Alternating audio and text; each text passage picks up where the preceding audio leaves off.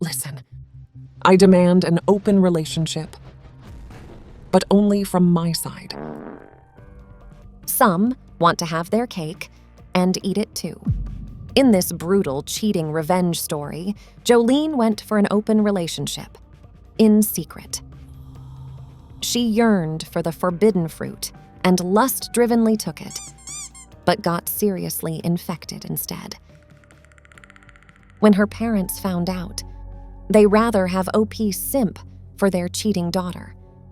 So when OP got rid of her by epic ghosting, they went psycho. Oh my God! Before we start, when the like button has a business trip in Austria, offer to buy the plane ticket, but make sure it's a plane flying to Australia. Warning, this cheating revenge story might be haunting to cheaters. Relax and enjoy the Royal AI experience. Take this post for what it's worth. I think it will be helpful for some and to others, just an entertaining read. This saga all started about 9 years ago when I was 24 and my then girlfriend was 22. For this post, I'll refer to my girlfriend as Jolene and to myself as James. At the time, I'd been working for about 2 years as an account manager for a well-known tech company. I moved to the city for this job, and while I loved the work and was making phenomenal money, I was lost and very lonely. Being so far away from friends and family and in a strange place, I threw myself into my job. I used dating apps and went out on occasion to bars, but only had a few dates, nothing serious. Then one day I was out at a local place by myself listening to a band and noticed Jolene. She walked into the bar and sat down on one of the stools. I watched her from a table, thinking, this pretty girl has to be there waiting for someone. I then saw her place an order with the bartender. When she got her drink, she turned to watch the playing band. I thought to myself, this girl is all alone. As luck, or unluck would have it, a stool opened up right beside her, and I headed over there to claim it. I asked her if the seat was taken. She replied, No, it's all yours. When the band took a break, she and I started talking and immediately bonded. She had recently moved to the city for work and noticed she was feeling kind of lost too. From that night on, things moved quickly with us. We had our first date that very weekend and officially became an exclusive couple a week later. I was head over heels in love. I have to admit, back then, I felt like she was an angel sent to fill the deep, empty void in my life. After about a month, she basically started living at my place, even though she still had a small apartment of her own. A few months later, her lease came up, and instead of renewing it, I asked her to move in with me. This was after 5.5 months of dating. I need to emphasize that I really thought I had found the one. My parents liked Jolene, while her parents gave me bad vibes. Her dad is a high school football coach and gym teacher. He initially hardly spoke to me and barely made eye contact. In fact, when we met, I extended my hand, but he just turned away. I got the sense the guy didn't like me. Her mum was just obnoxious. She's one of those loud, overbearing people who are really unpleasant to be around. You know the type. When we announced we were moving in together, my parents expressed their displeasure, saying it was too soon. Her parents blew a gasket until they found out I would be paying 75% of the rent and expenses, including food. They then seemed okay with it, though not completely happy. As time went on, my relationship with Jolene got better and better. Things were going so well that I started thinking about when I would pop the question. Even her wacky parents started treating me with respect and as part of the family, especially after I got a big promotion, and no longer required Jolene to pay for anything to live with me. All of a sudden, they saw me as future son-in-law material and started visiting us a few times each month, unfortunately. Jolene's dad, who treated me like dirt before, started treating me like his best friend after I took him to several professional sports games and we sat and ate in my company's luxury box. Even though his sentiment changed, I never trusted the guy. I just had a bad feeling about him. He seemed to be a powder keg of rage, just waiting to explode at any minute. More about this later. So everything was going great for me and Jolene until around the 9th month of our cohabitation. It was then I started to notice a few subtle changes that immediately sparked my suspicion. The first was one day when I walked up on her while she was texting, and she nearly jumped out of her skin and hid her phone away from my view. Her excuse for acting like that was because I startled her. This was what she claimed. The next was just the sheer volume of texts she was getting. When I questioned this, she said it was just from her work colleagues. I noticed right after that, the number of texts she was getting nearly stopped, only to find out later it was because she silenced the alerts.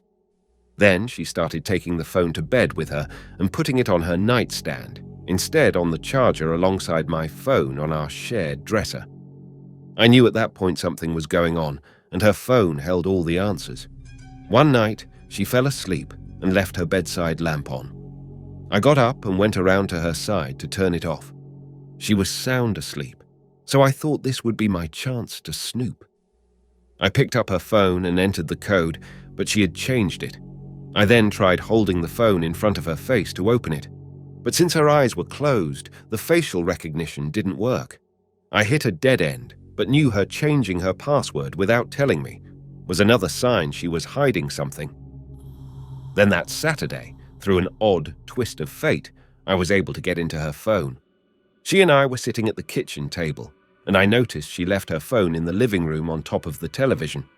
Apparently her mom had been trying to call her, but since she had the phone silenced and we didn't hear it. Her mom then called me, and I handed Jolene my phone to talk to her. The two of them started talking about some nonsense I can't remember, but they were heavy into conversation.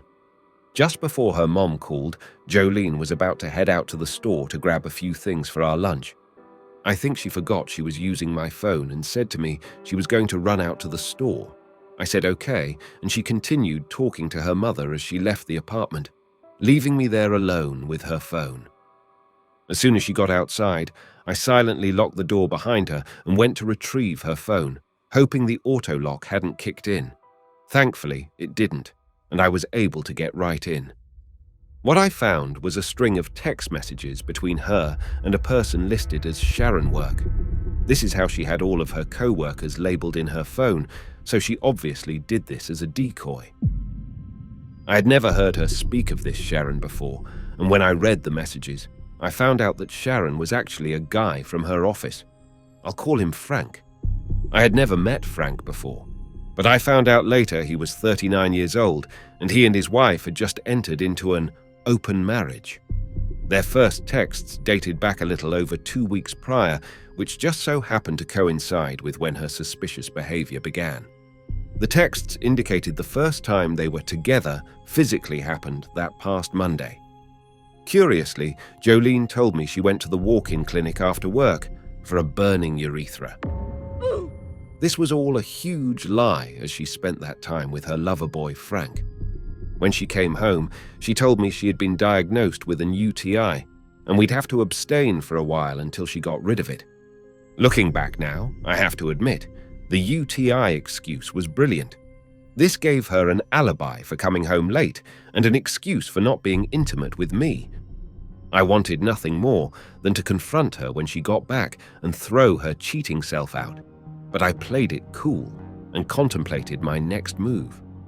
What I eventually decided to do was to secretly abandon her without explanation. I already paid the 10th month of the 12-month apartment lease and only had 2 months remaining, with the final month being free of charge as part of the promotion I got when I renewed the lease. I really lucked out here. My plan was to get another place, and one day while she was at work, I would move all my stuff to my new place and suddenly ghost her. So, that's exactly what I did. I got a new apartment 25 minutes away and arranged for a local moving franchise to move all my stuff out to my new place. The only furniture I left her was the spare bed and mattress. The day I moved out, I went to the office and gave them my cancellation notice. I paid for month 11 and explained to the leasing agent that I had already moved out, but my former girlfriend would likely be staying there through the end of the lease term. The leasing agent suggested we do a walk-through together, so she could take pictures of the current condition of the apartment in the event that anything was damaged during the final months of the lease. I agreed, and we did just that. As it so happened, the day I moved out, Jolene and Frank had another rendezvous planned. She texted me in the afternoon, stating she had to work overtime and would be home about 90 minutes late. She said she would get takeout from our favorite place and bring it home for us. I said okay and gave her my order, knowing I wouldn't be there. As expected, at around 7 p.m. she started blowing up my phone. First with multiple missed calls, followed by a barrage of texts asking what was going on. Finally, after a couple hours of this making her sweat, I called her. She answered crying and asked me what was going on. I told her that I knew all about Frank and that we were done. She was silent on the other end as I explained I had cancelled the lease, and she could live there through the end of the term. She then spoke up through tears, saying she could explain everything, and that it's not what it seems. I told her to save it, and to not make a fool of herself.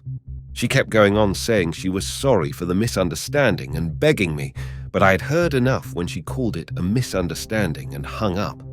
For the rest of the night, she kept calling and texting, but I took a page out of her playbook and silenced my phone.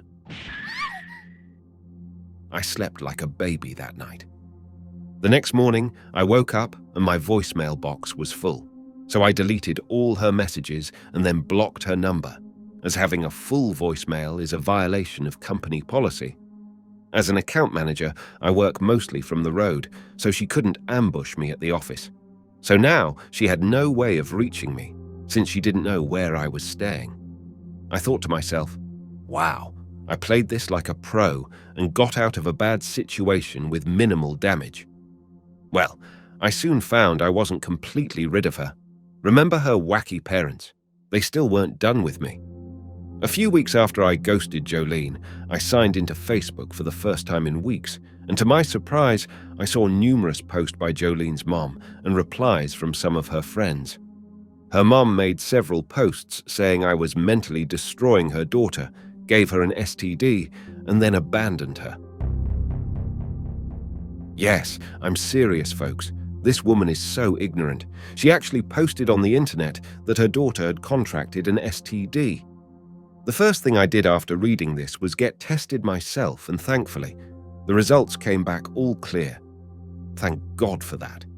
I was so angry about the posts, I decided to sue Jolene's mom. I went to an attorney recommended by one of my co-workers, and he drafted a demand letter to Jolene's mom, ordering her to stop making false claims against me and to immediately remove all current postings, as I would be suing her for libel and slander. The attorney advised me to follow through with suing her, even if she complied. The same evening of the day that Jolene's mom received the letter from my attorney, I was confronted by Jolene's father outside my apartment building. I don't know how he found out where I lived, but he did. He approached me from the back. As I was walking up to the security doors at the front of the building, I heard someone call my name. I turned around and saw it was him. Before I could do or say anything, he walked right over to me and grabbed me around the collar and neck and starts lifting me, saying, You son of a bitch.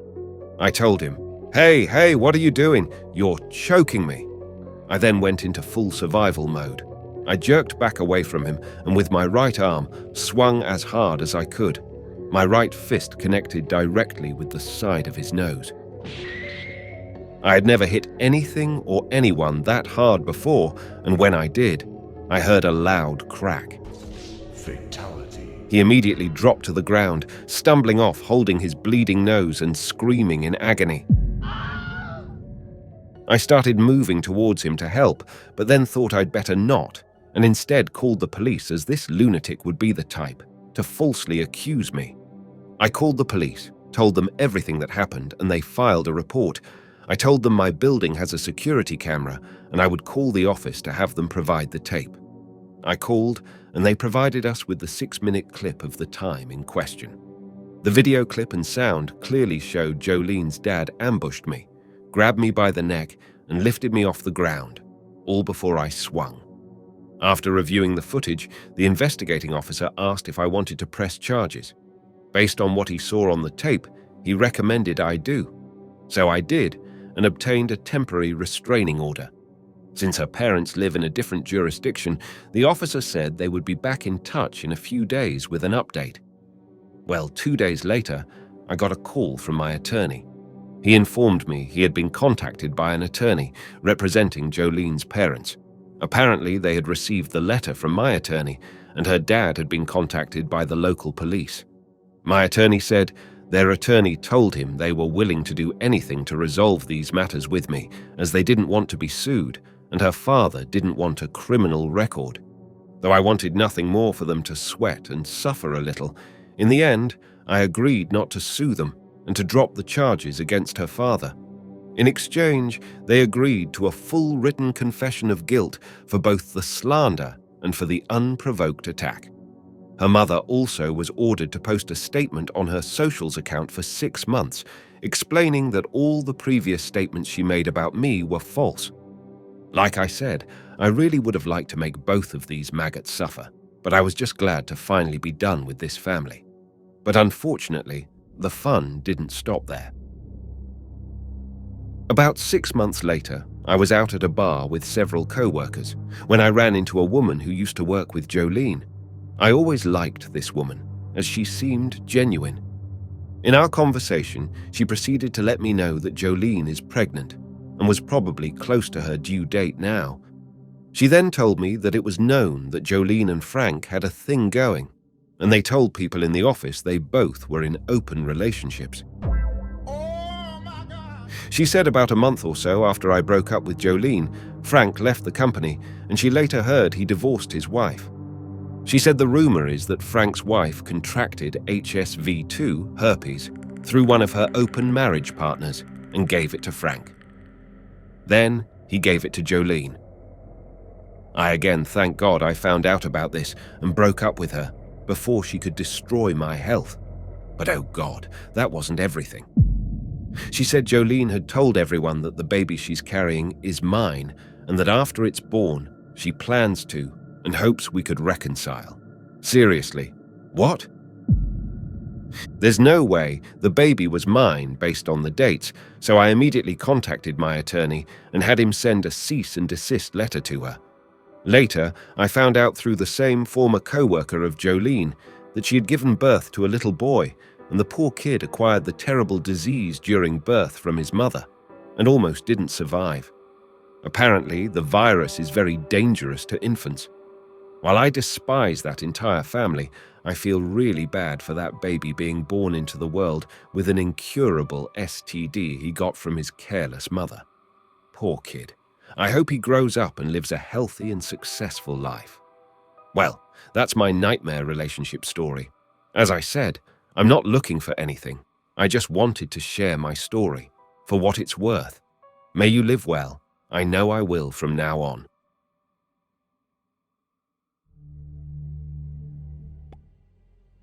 Have you had any contact with Jolene since this happened? Thankfully, I haven't. The last time we communicated was 7+ years ago. I don't know what happened to her or her parents. They deleted all their social media accounts after our fiasco. I wish them well, especially the kid who was born into that horrible family with a terrible disease. Why did you drop the charges against her old man? If that were me, I would have done everything I could have to put that loony in jail. I hear you, but you have to understand I just wanted to be done with them and get my life back on track. I accomplished that, and I'm happy with the outcome and how I handled things. I sure learned some valuable lessons. What's your relationship status now? Are you married or seeing anyone currently? P.S. I'm available, so you know. Nice. Nice. Well, I'm not married and don't ever intend to, but I've been seeing a great woman for the past 3 years and would like to build a family with her someday. She's younger, so we've still got time.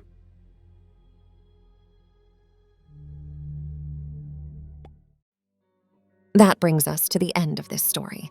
Jolene yearned to eat her cake, while OP was blissfully ignorant, until he wasn't. His story shows it's smart to be wary of crazy in-laws and how they interact with you from the get-go. I think OP got lucky too, as we will never know how far her dad was willing to go. It brings a vengeful grin to my face, seeing he could defend himself in the way he did and owned the loony dad simultaneously. The secret open relationship was all fun and games for Jolene, but it didn't last, and it torpedoed her life into an indestructible brick wall. Do you think the aftermath is deserved karma? Let us know what you think down below. Thank you for staying till the end. You're the one I make these episodes for. Before you go, when the like button has a business trip in Austria, offer to buy the plane ticket, but make sure it's a plane flying to Australia. See you in the next one.